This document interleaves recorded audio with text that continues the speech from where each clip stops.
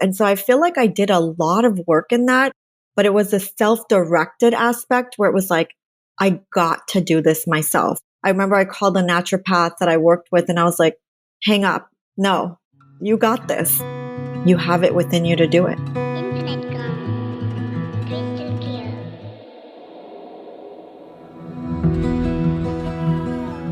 Hi, welcome to Our Power is Within podcast. I'm your host, Chasmith, and my mission for this podcast is to inspire you to take your power back and to realize that you are the healer that you've been looking for all along. I believe that we are all capable of healing in mind, in body, and in soul. If you're new to the podcast, I just wanted to say welcome. And if you've been tuned in for a while now and you find value in this podcast, please consider supporting future episodes.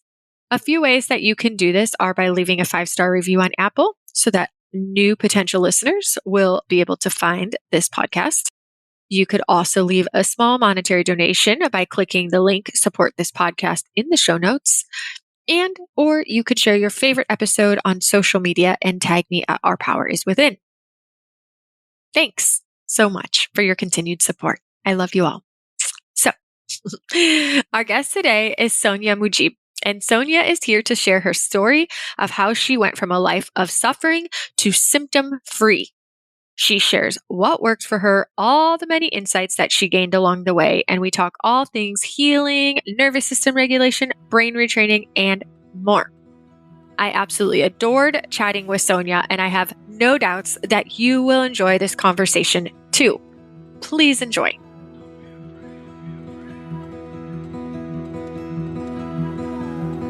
Sonya, thank you so much for being here with me today to share your story. Thank you so much for having me. I'm excited. Yay! Have you been on a podcast before? I have, and I also am a host of a podcast. So yeah. Ooh, okay. What's your podcast? Speak Your Truth with Sonya Mujeeb. And I have about 35 episodes or so, but after my perfect storm and change of my identity, I let that go for a little while.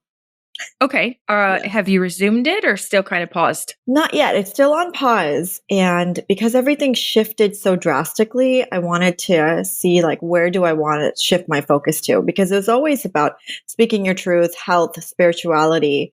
And then everything turned into neuroscience and neuroplasticity and all the stuff. So I think it's going to take on a different form. Mm-hmm. Well, but it's funny though, is because all of that stuff, neuroplasticity, neuroscience, doing programs with brain retraining, polyvagal therapy, any kind of all healing, doesn't that all lead back to our truth? Absolutely. 100%. Yeah. For most of us, if we didn't know what that was or weren't aware of it, and then we rediscover it and create it. So. Oh, absolutely. So many paths to self-discovery. Yeah, I think that's ultimately what this is all about, in my opinion. Speaking of self-discovery, I would like to just start out with you simply and briefly explaining or sharing with us what you've actually been recovering from or recovered from on your journey. Thank you. So again, I want to preface this by saying we're all individual, we're all unique, and this is just my story and journey, and hopefully you guys can benefit from it and take what you will. Going back, I grew up in a very dysfunctional limbic childhood home, fear-based, I would say. And I'm also a twin, so that didn't help. If you look at psychology of child development, my mom was absolutely afraid. So I had a lot of those stress hormones and stress chemicals from the get-go. So far on my journey of 10 years of chronic illness, being diagnosed with an autoimmune and having a dysregulated nervous system, but it was a functioning dysregulation. So I was able to do everything, really do a lot, but there were still a lot of things holding me back. I would say that I have recovered after my perfect storm 2020. I have totally recovered from chronic anxiety, chronic fatigue, MCS, mold illness, mold toxicity. And there's so many others that it's not on the forefront of my mind. It's gone, but it's changed my life. I think the waking up happy, being in joy is now the new norm. So I don't really talk a lot about what I've recovered from, but it's all in my bio. If you guys go to my website, it's all there. Mm-hmm. I think the biggest one is just chronic anxiety and any kind of autoimmune symptoms. I have no symptoms. That is exciting. Yeah. And how long have you been feeling this relief? Pretty early on in my rewiring journey. When I was going for a decade, I was going whack-a-mole with symptoms, going to every functional doctor, homeopaths, naturopaths. At one point, I was spending about $800 a month or more. Foot zoning, shamanic work. I had a spiritual awakening after a neck injury. And so I was like constantly looking, and every 7 years was like a big cycle where it was just deepening me into my search, into my soul, going like, what is this? How do I do this? As a child, I was very psychically aware. I was very connected. And a lot of that was maybe hypervigilance. Now that I look back, I was obviously very sensitive. And yeah, just on my journey, I think the relief came after I was like, I can do this. I can do this. So the perfect storm happened 2020. And that's when there was no other option. There was no other way, because I'd already done 10 years of really deep inquiry with a spiritual psychotherapist, doing a lot of inner healing work, ancestral healing. I became a practitioner. I became an integrative health coach. And it wasn't until there has to be another way. And that's when I took my power back, where I was like watching all the videos, the testimonials. And serendipitously, I was asking the universe, even a few months before that, like, what is nervous system regulation? How do I do this? How do I, because it was all like a lot of people were talking about it, but with all the spiritual work that I had done, the energy clearing, the ancestral work, the forgiveness work, I had done years of releasing other layers of the onion. There's many layers. There's spiritual, there's physical, there's emotional, there's psychic layers. And so I feel like I did a lot of work in that, but it was a self-directed aspect where it was like, I got to do this myself. There was no other practitioner. I remember I called a naturopath that I worked with and I was like, hang up. No, you got this. You don't need anyone else. You can do this. You've watched the videos. You've seen the testimonials. You have it within you to do it. Mm-hmm. Could you, for everyone who's listening, tell us what videos and testimonials you're talking about? Yes. So I was led to DNRS because the histamine intolerance was so severe. I wasn't able to eat anything. And for me, it was like a 911. It was like a crisis. After I saw the mold reports and I was like, I don't know what to do. That shock to my system just broke everything. And I was stuck in a rut. I was stuck in a limbic rut. And it was the hardest journey I've had because I felt completely helpless. I felt helpless other times just through life. There's always this like grit. There was always something, this will to just, all right, okay, well, who else can I go see? What else can I do? There's always people outside of me. But this one, with the maturity, with everything that I've learned, the knowledge that I had, I was like, I'm just going to take the plunge. So I did DNRS, the program. And pretty early on, I would say something just clicked. And I was like, I can do this. So initially, yes, it was the testimonials and the videos that I watched. Okay. Yes. Okay. Thank you for clarifying. So DNRS was really the catalyst for you into that true healing, where you really started to experience true, consistent healing for good. Yes. Yes.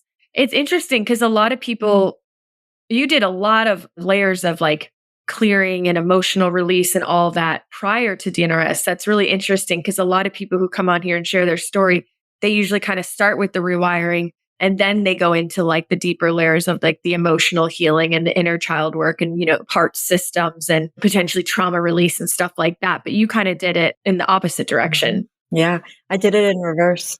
Yeah. And I always wonder how different one tool or modality will be depending on where in your journey you dive into it and really use it, like they're going to have different impacts for different people. I feel like the foundational knowledge was already there. Like I said, I don't remember if I said I worked with a spiritual psychotherapist. So I was doing a lot of not parts work, but timeline therapy. I was doing past life regressions. I was doing a lot of forgiveness work, self-forgiveness work, making sense of like, okay, well, that's done. That's forgiven. That's forgiven. That's done. That's done. So it was like, well, what else is there? And I remember going to one of my functional doctors back then, and he's like, you know what, honey, I think this is all psychosomatic. Because he's like, you look great. Everything's good. It didn't click to me, like psychosomatic. Like, what are you saying? How do I fix this? So it was like very fix it. And I think a lot of people that come from limbic backgrounds, emotionally dysregulated backgrounds, we go into this fix it mentality, like, oh my God, something is wrong. I'm not okay. And then the symptoms will obviously show up because you're constantly looking at, how do I fix this? There's another symptom that pops up, another one, but there's no foundational layer of like safety because you're just off your rocker in a way. And so I think that DNRS gave me that foundation. And very early on, after I really understood the science, which went pretty quickly for me, as much fear as I was in, as much suffering that I was experiencing, there was a light there that just clicked. And as soon as I started to do the pattern interrupt, as soon as I started to take inventory of my thoughts, there was this energy that opened up for me.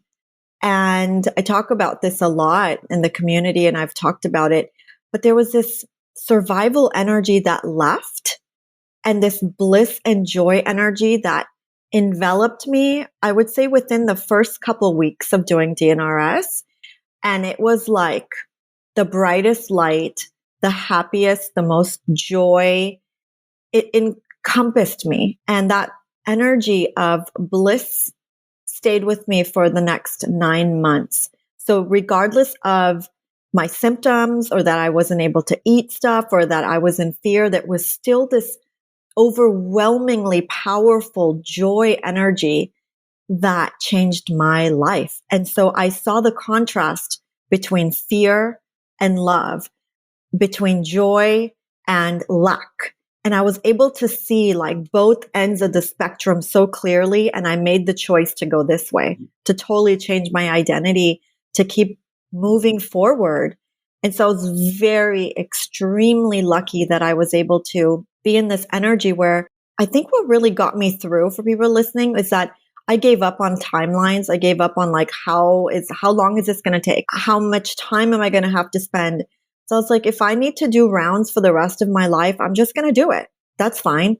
I'm just going to commit myself, because I knew that this isn't about my body. This is about my life. This is about how I want to live my life, how I want to change my identity, how I want to show up in the world. I love that. So how long did you end up doing DNRS pretty consistently for? 18 months. Okay. Every day, 18 months. At the 18-month mark, I would say I was pretty fully recovered, but there was still the shock. There was still the fear, a little bit of that, like, I'm still going to have to do this. And I knew that because this is now the foundational baseline, like, I never want to go back to who I was. I never want to go back to that old persona, that old personality. And I was able to see parts of that old persona when I talk to family, when I talk to different people, the lack of emotional intelligence, wonderful, loving souls, but just not aware. And so this is now my life. This is now the way that I want to live my life. And so when I see remnants, or when I see my nervous system going back to an old pattern, I'm able to catch it. I'm able to be aware and therefore live a really mindful life. It's a life that I would say I've always wanted. If you look at human design, look at your signature, it's a life of peace. It's a life of calm. And that's really my signature, is to live this it's all good. There's no rush. It's okay. You got this. You're supported. And so a lot of these insights and wisdom were really hardwired during the awakening process and the journey of rewiring. So I would say that's my second awakening. Nice. So do you still do rounds or utilize the brain retraining and pattern interrupts on the daily?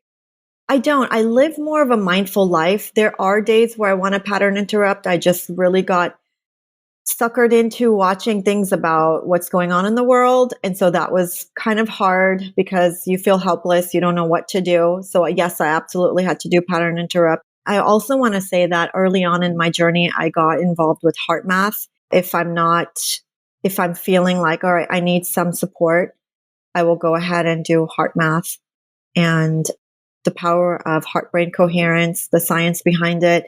I also offer heart math in a private WhatsApp group. There's, I think, 100 people or more in there. So I think I utilized heart math and DNRS tools to really just create this really beautiful journey for myself. I did both because I knew the things that I've studied, the metaphysics, that the heart is the conductor of healing. The heart is where you can heal. And I knew based on like my love for poetry and Rumi's poetry and poetry on love that there was something about the heart. And so I combined the heart and the brain to create this new identity and live a symptom-free life. I love that. So a lot of people, when they are starting to feel better and they get to that point where there's some discernment that they might not need to do an hour a day of brain retraining, but sometimes some fear shows up. What if I stop and symptoms come back? Or what if I stop and I, get worse again?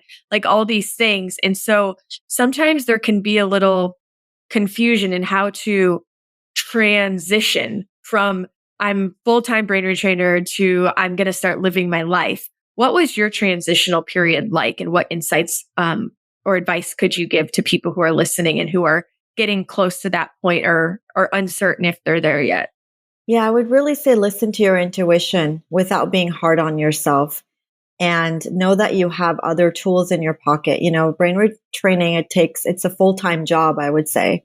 So as long as you have the support, you can support yourself if you need something. Maybe it's a mini round. Maybe it's doing heart focused breathing. Maybe it's self-talk, and just know that one step at a time, you'll know when you're ready. You will know as you transition out. There's wonderful coaches, there's mentors. I'm coaching now. And so I would say once you remove that element of what if, or once you remove that element of fear, everything just kind of will work itself out. And if you feel like, all right, well, maybe I just need to do one round. Maybe it doesn't have to be 20 or 15 minutes. Maybe it could just be 5 minutes. Maybe it could be 5 minutes of havening or 5 minutes of humming, and just create that safety within you. I think once that safety kind of, that mechanism locks in, you know that you don't ever have to be so far. And there's nothing wrong with supporting yourself with doing rounds or self-love or positive self-affirmations or self-talk. I did a lot of diaphragmatic breathing, so that helps. You can do it anywhere. EFT tapping, you can do anywhere. I would say just really be easy on yourself, that once you give up the timeline, it will all work itself out. So did you just go from 4 rounds a day to none, or did you kind of transition from 4 to 3 to 2 to 1 to none? I transitioned. I absolutely transitioned. So far, it's been 3 years of me doing self-directed neuroplasticity. I knew that, like I said before, this is not just a part-time thing. I read enough and I saw enough that once people are like, oh, I feel better, I'm just going to stop. And for me, it was like, no, this is part of my life. It's part of me being true to myself.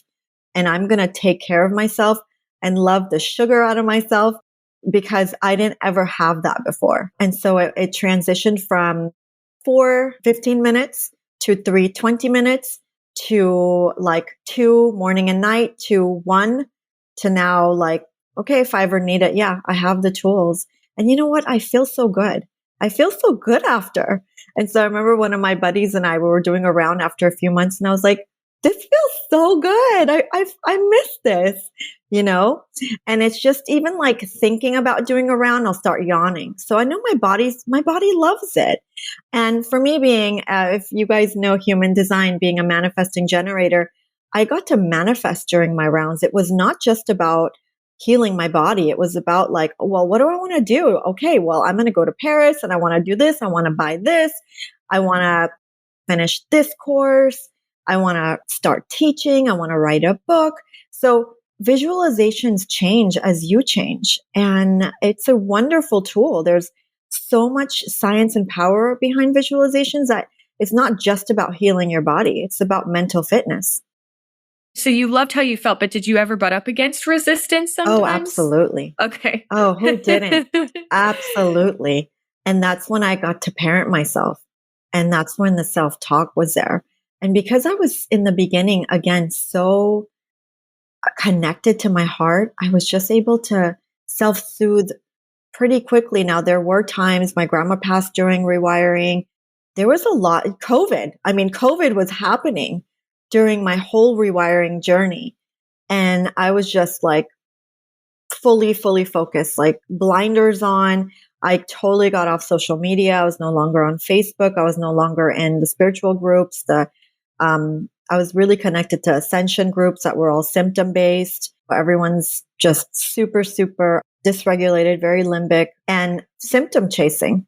And so, but every symptom was then based on energy, based on what's going on in the world. Is there a full moon right now? There's a solar storm. There's a flare here. And so I completely got off everything. And I was like, nope, I believe this. This is going to help me. And it did. And so the power of belief was very strong early on. I think there was something about self grit, this self led, this motivation that was like, I'm going to continue regardless of the outcome and regardless of relief initially. Just keep going, keep going. And the relief comes for those people that are like, when am I going to see it? It's all about persistence and persevering. Yeah, absolutely. Those are the funny things like, wait, why am I in so much resistance? I know how good it feels. I'm like you, like every time it's over, oh my God, I feel so good. And then I tell myself, see, why would you not want to do this? It feels so good. And then the next time, resistance. Yeah. Like, what is going on? Yeah. But I feel like you can really start to see how your brain works during that resistance. Yeah. It's such a contrast from when you're like calm and relaxed, and then you butt up against resistance and you're like, okay, again, going back to that 3 to 4-year-old child. All right, what do you need right now? What do you need? Yeah. You're compromising. You're like, okay, well, after that, I'm going to have a piece of chocolate. Or after that, I'm going to go do something fun for myself. I'm going to go get a manicure. And remember, I had a pretty intense MCS. So I would always do something super like, all right, well, we're going to, go get a manicure. We're going to do this. We're going to do that. And of course, that was incorporated in my rounds. And because I loved self-care and taking care of myself so much that it just manifested where I was like, all right, even if you're going to have discomfort after it, you're still going to feel good. So keep going. I didn't let that fear hold me back. I read a lot where it's like, you believe it, but then fear holds you back, or you want to do it, but then you don't do it. So a lot of that like brain chatter, I was aware of it very quickly. I was able to see it from a zoomed out lens. And then I was able to see it from a very intimate lens to see like, this is my brain. It's amazing how the brain works. Amazing. Yeah, absolutely. Now, as far as you said, you had strong histamine intolerance that really impacted your food intake, what you couldn't eat. Did you do incremental training around each sensitivity that you had, or really just the act of trusting, believing, and knowing that it wasn't the food or the mold or chemicals or X, Y, and Z? Was that in and of itself with the brain retraining enough for you? Or again, did you do like tons of incremental training? For the first year I did. It wasn't tons. Again, the energy of love was so powerful, this bliss state, like I'm telling you, the energy of joy. So I started to do it on the foods that I like really missed. So again, I was only eating 12 foods at the time. Literally, I had to count. I always say like, I did it for the love of ketchup. I did it to like, I wanted to eat again. I wanted to eat the condiments. I wanted to eat food again. But my relationship with food changed. And that was beautiful. There were so many things where I was like, again, if you're on autoimmune protocol or you can't eat this, you're villainizing dairy, eggs, wheat. There's a lot of people that are like, you can't, and again, I was a part of that. Whereas like paleo, couldn't eat this, couldn't eat that. Everything I would say is, no, can't do that, can't eat this, can't eat that. And so that changed very quickly because I knew it wasn't the food. I remember going to get chocolate ice cream and I remember just being so happy. And I was like, I have zero symptoms. Well, what else can I eat? So then I was like, well, I want to go have, I love Napoleons. I love French pastries. So I was like, I want to go have a Napoleon next. I want to do this. So my son and I would make like a day out of it where we would go have like yummy things. And then I'd do a round. Then I was like, well, okay, I'm good. And then I would eat something else. And so gradually, I think it took me about, I would say 9 to 10 months to where I was able to eat everything again. I was able to, but the difference was that food tasted good. My taste buds for the first time in my life were like online. I could taste everything so much more deliciously. It was like I wasn't going to take food for granted again. And so I think, again, the contrast of like everything taken from you, you're literally on your knees to where you're like appreciative and grateful for everything. I started to experiment with recipes, making delicious food at home. The creativity came online, so I was easier able to do that. Do you still have the ability to sustain that love and gratitude for the food in the same way as when you first were able to start eating it again? Good question. Really good question. I think once you incorporate mindfulness, the way that I can do that now is when I'm present, really, really present, really just take a moment and go, okay, I'm not going to multitask. I'm doing like 4 things while I'm going to eat. No, I'm not going to do that again. So again, it's hardwired in where it's like, you don't ever want to go back there. Why would you want to be on your laptop and on, and writing and eating at the same time? So again, it's about incorporating some level of mindfulness every single day. And because it was about over 2.5 years of catching old patterns, now it's a lot easier to catch those old patterns. It's a lot easier to go, oh, I'm going on adrenaline. Nope, you don't want to go there. That's not how you want to live. And so it's really pausing. It's being mindful. It's self, inquiry, because our nervous systems are always going to change. Our life is always going to change. Sometimes there's more stressors involved. Sometimes, there's things going on. So I think it's now for me living a mindful life, if that answers your question. It does, yeah. And speaking of always going to be stressors going on, how would you handle, let's just say, like a really intense, stressful situation today, different than you would have pre-perfect storm, pre-learning about brain retraining and taking your power back? Yeah, absolutely. I think the first thing is not to make stories of it. The stories is really where you get stuck in rumination.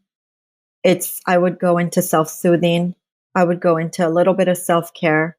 I would look at it in a zoomed out lens. Like, what is this teaching me? What is the opportunity here? How can I still stay in my seat and still stay calm and activate my logical thinking, my prefrontal, without, again, the stories are really where things get you. You're future casting, you're projecting out. But if you can just stay calm in the moment and go, all right, this is what I'm dealing with. These are the things I need to do in order to handle this situation. If it's out of my control, it's out of my control. And I think the wisdom is deeply embedded now, right? And I don't want to learn those old lessons again. It's just I don't want to go there again. And so again, connecting with people that you trust. Talking, I would talk to my husband about it. What do you think? I don't have all the answers. I absolutely don't think that I have all the answers. So maybe going to someone else and saying, well, how do I handle this? Someone that you really love and trust that has your best interest. And I think my husband has been a catalyst for me in this healing journey. That's awesome that you've had that support. Yeah. Now, you mentioned also that something you went through, a big thing during your early retraining period was a loss of a grandma, I think you said. Yeah. How did brain retraining help you to navigate the grief and loss? That's a good question. It was really, really hard because it's right in the beginning.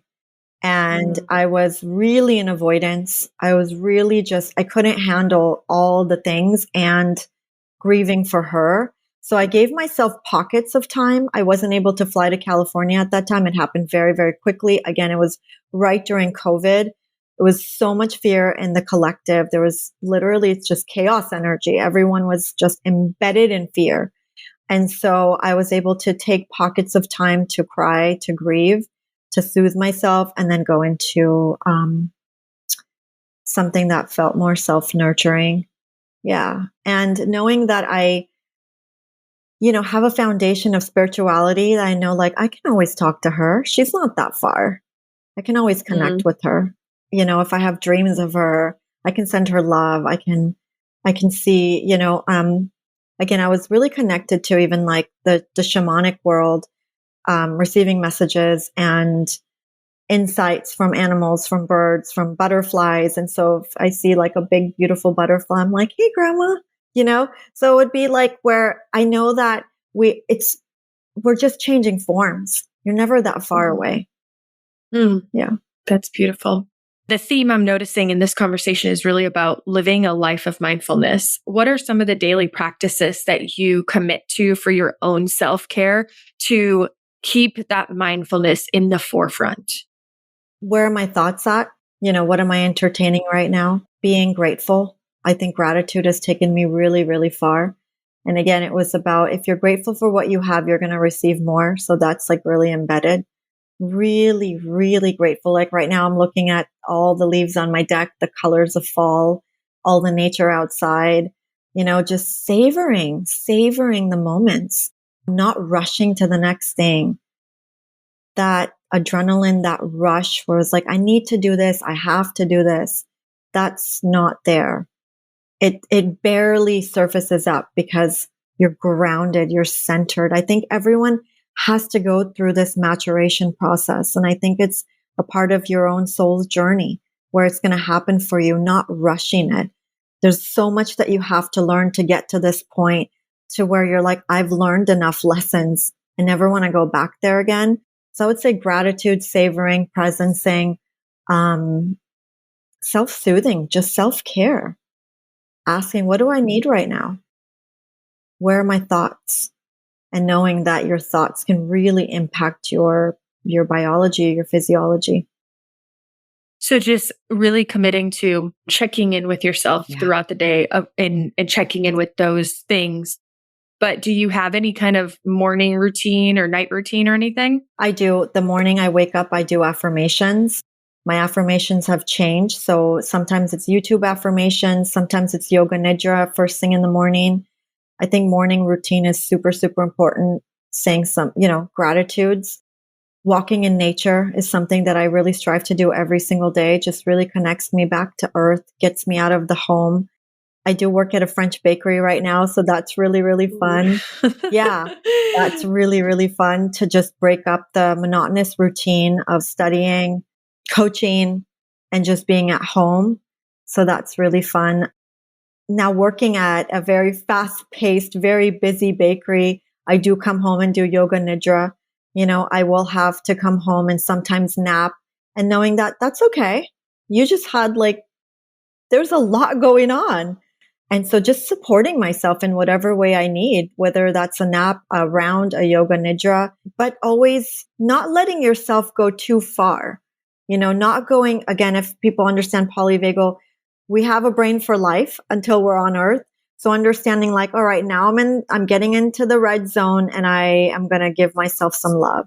It's really about befriending your nervous system to go, I know what this feels like, and I know that this is going into overwhelm, and I'm going to step back. It's really understanding like your comfort zone and when you're going into overwhelm and what, and ask yourself, what do you need right now? Do you need a nap?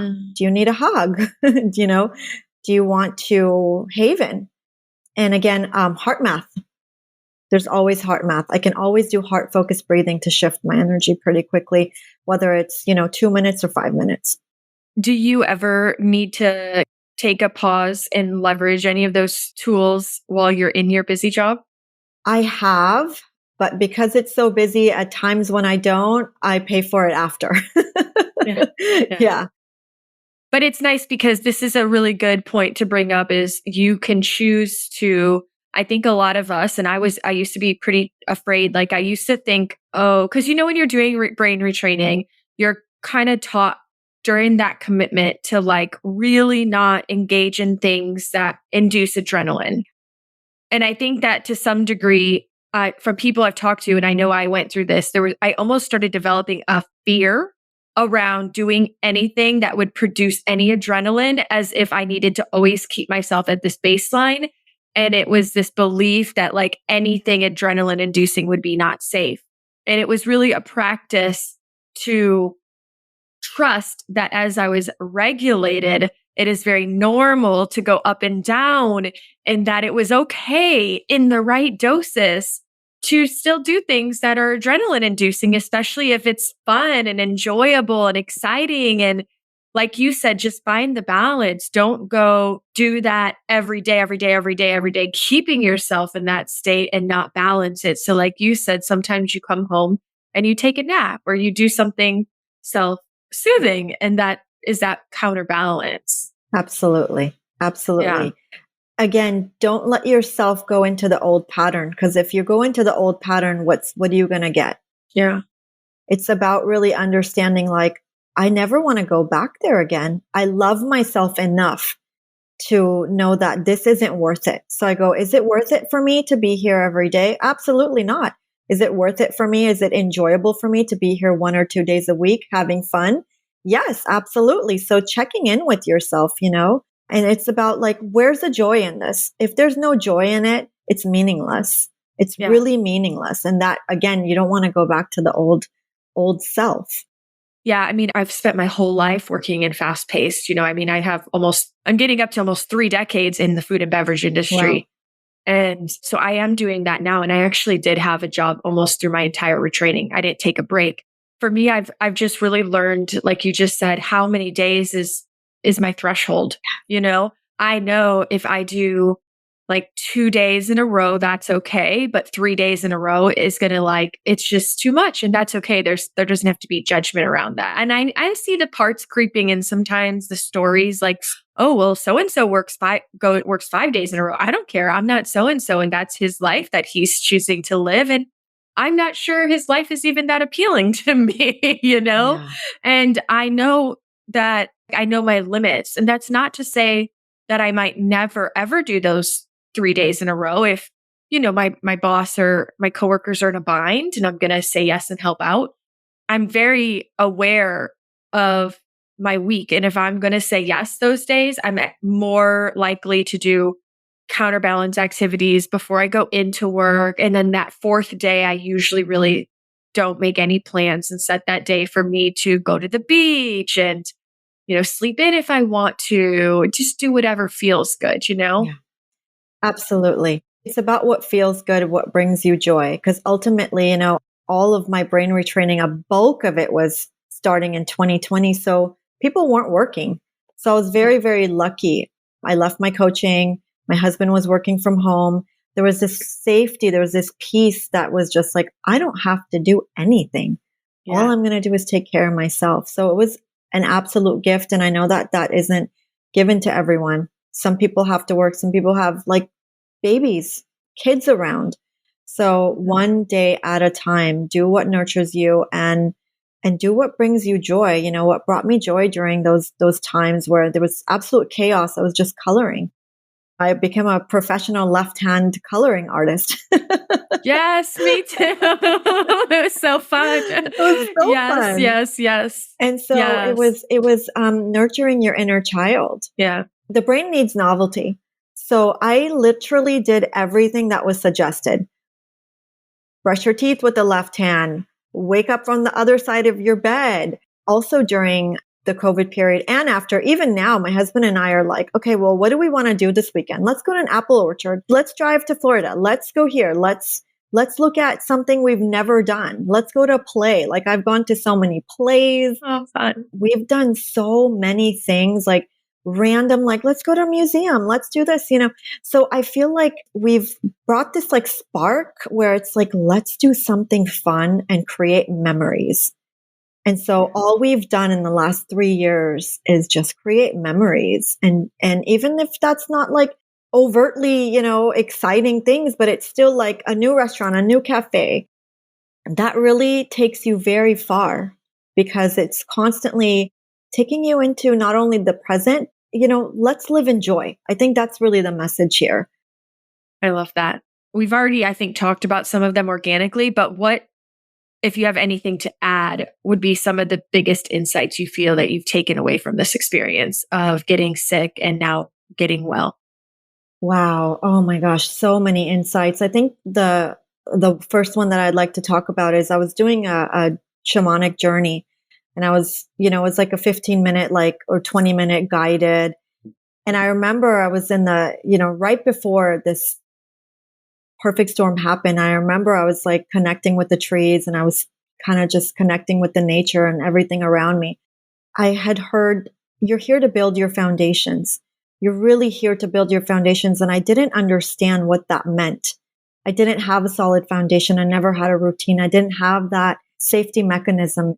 I didn't understand what that meant. So I think having solid foundations, I was able to understand that through my own inquiry and insights and connecting with my wisdom, that mold was, it's not something that's out to get you. It's everything in the universe is here to bring you back in alignment with who you are, to bring you alignment with your heart, bring you in alignment with joy. Or what's the point? Understanding that suffering is a part of life and you're not a victim. You're here to grow. These are all opportunities so you can grow bigger and deeper. And again, I want to say that before my spiritual awakening in 2013, I had asked for all of this. I asked for this. I looked up at the ceiling and I was like, God, I just want to help people. And that's exactly what I got. That's exactly what I got. How was I really able to help people if I hadn't gone through the trenches, if I didn't understand what the deepest, darkest amount of fear looks like, and to come out to see how bright the light is and how much joy and bliss I have within me, and how aligned and how alignment looks like and what that brings to me. What that brought to my home, the energy that had changed in my home brought so much abundance in my life. What peace really looks like. And I would never want to go back. These foundations have created a blueprint for me to where I can take this, be anywhere, and have a home within myself. That you don't need anyone outside of yourself. Your power is within us, is your podcast, the name of your podcast. Our power is truly, truly within us. And again, every human has a maturation, a soul journey that you will ultimately figure this out for yourself. How old's your son, by the way? 21. Oh, you look so too young to have a 21-year-old. My God. Okay, so you don't have a son that lives with you that you're currently taking care of. He lives with me. I take care of him. I do his laundry. Mom, stop doing that. Oh my goodness. But he's your only child? He's my only child. Okay. Well, this is good. So what are some of the things that your son and your husband have noticed shift in you since you kind of started embarking on this deeper layer of healing through brain retraining? Calm, literally calm. I remember I was angry. I was angry. There was a lot of things in my limbic where you're go from 0 to, 10 in a minute. And that's barely ever there. Of course you get triggered. Of course there's things where I'm oh my God, you need to pick this up. How many times did I tell, but it's calm. It's this level of let's just say they don't have to feel uncertain around me anymore. Does your son say, Mom, why didn't you do brain retraining before 15 years ago so that you were calm growing up, jokingly, Yeah. I tell him all the time how invaluable it would be for him because we are passing on our stuff, just like my family, my ancestors, and my grandmother to my mother to me. Everything is passed on, your beliefs, your habits, all of these things, your fear. This is all passed on. Mm-hmm. And so I'm I'm sorry, honey. I'm sorry for anything I passed on, but guess what? You have the tools. Mm-hmm. There's many, many ways that you can change now. I had him when I was 22 and I was divorced at 23. Mm. So imagine what I was going through. And I really did the best that I could. So I always tell him, like, I really did the best that I could. And he knows that. He's such a wonderful child. But when I look at the contrast with the way that I parent him and the way that I was parented, or the way that my parents still want to parent him as their only, well, now we have another grandchild. It's a world of a difference. So not being hard on myself and saying, I really did the best that I could. And again, having compassion for my family for doing the best that they could, because they did not have the tools. No, exactly. Now, they say that like sometimes, so your son wasn't like little, but they say that sometimes when the way we change the world is by changing ourselves, because when we change, the people around us change, because everything's energy, right? And they can feel that. Did you notice any shifts in your son or your husband through living with you as you shifted? Absolutely. Oh my goodness. In the morning, I would just, again, wake up. Most of my day was living in dose. So that's a big shift. I would come downstairs, play the piano. There would be like beautiful healing frequency music playing. And again, I did a lot of that, but the energy wasn't there behind it. And I remember my husband went through a couple really huge bonuses in his work right when this was happening. I was able to like redecorate my home. I was able to change the colors of my home to like beautiful, soothing, soft, like creams and blues. I was able to like have a brand new, brand new kitchen. Again, the abundance, everything changed in my home as a result of me changing my energy. I was holding the fort. I don't know what the thing behind it, but the matriarch of the home carries a lot of the energy. And so when I shifted from young Sonya, young girl energy to this like powerful, like, okay, I'm in my power. I got this energy. I was attracting things to me very quickly. And again, huge, like he had some of his biggest years, the first 2 years of my brain retraining. And so all the abundance that was coming in, I was able to do so much with it. Travel, again, change my home, change my inner environment, change, and my external matched that. Yeah. Yeah. Yeah. That's awesome. So what are you up to nowadays? Because you mentioned like coaching, and I know you work in the French bakery and all that, but what else are you up to? Where has this path led you today? Oh my gosh. Thank you for asking that. Focusing on my goals. I had a couple classes left for my bachelor's degree. I've already finished a couple classes. I think 9 classes left to finish my degree doing that. I'm just finishing up a MBSR 8-week class. Really cool all-day retreat, mindfulness retreat on Saturday. MBSR, mindfulness-based stress relief. So really just very into mindfulness, maybe even looking at becoming a certified teacher of mindfulness. Finishing my bachelor's, mindfulness, embarking on physical fitness now. That's been kind of on the wayside for me for a while. Besides walking in nature, I really want to get into Pilates, really want to get into like some Pure Barre classes, something for myself. Because it's like when I go through my daily checklist, my weekly checklist, there's everything checked off except like that exercise, where it's like, all right, I've been in menopause for 2 years now. And so, of course, the body's changing. But that's another point I wanted to mention to you is that everything that we're hearing about menopause, what we're hearing about all the symptoms, I want to say that brain retraining has been one of the biggest gifts for me during this process. Yes. Yeah. It has been invaluable for me because I don't have those symptoms that we're hearing about. And I get to just not be inundated. If there is a symptom, it's like, well, this is life, Yeah. Yes. This is okay. This is a part of every woman's journey on earth. Yeah. So you don't have like the fear story around it. Not at all. Yeah. Not okay, at all. Cool. And supplement chasing, which is another big thing. You're not supplement chasing. No, not at all. Yeah. Okay. And you're coaching like just on a part-time basis as well for people in the health journey. Yes. Integrative health coaching with a big lens in mindfulness and neuroplasticity.